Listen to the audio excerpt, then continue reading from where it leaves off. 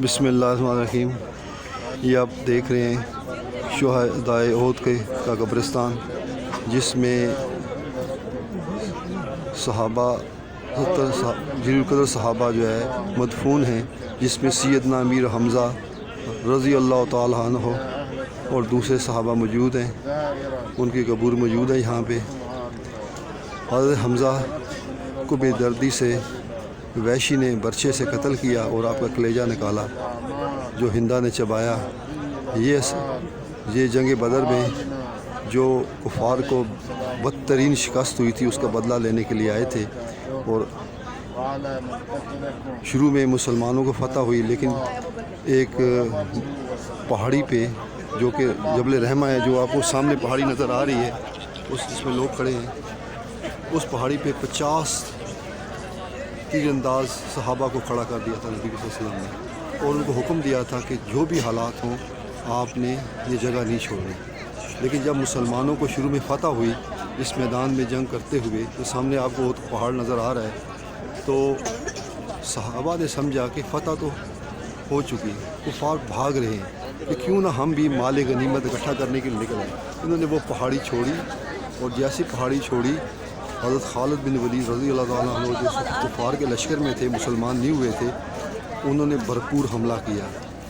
اور مسلمانوں کی فتح کو شکست میں تبدیل کر دیا۔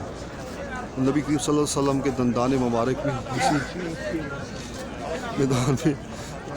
شہید ہوئے۔ حضرت امیر حمزہ کو بھی اسی میدان میں شہید کیا گیا، اور ان کو بے دردی سے قتل کیا گیا۔ اور یہاں پہ صحابہ کا یہ وہ پاک جگہ ہے، یہاں پہ صحابہ کا خون موجود ہے۔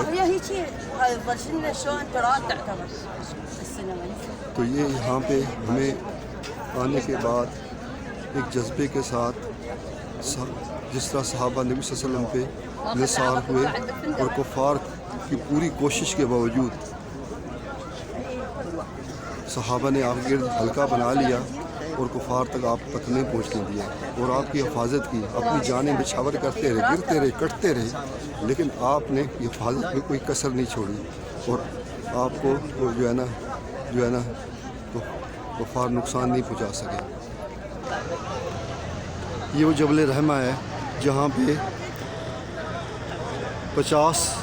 صحابہ کو جو بہترین تیر انداز سے کھڑا کر دیا گیا تھا، اور حکم ہوا نبی صلی اللہ علیہ وسلم کی طرف سے کہ یہاں سے آپ نے جو بھی حالات ہوں یہاں سے نہیں، یہ جگہ نہیں چھوڑنی۔ لیکن صحابہ نے قیاس کیا،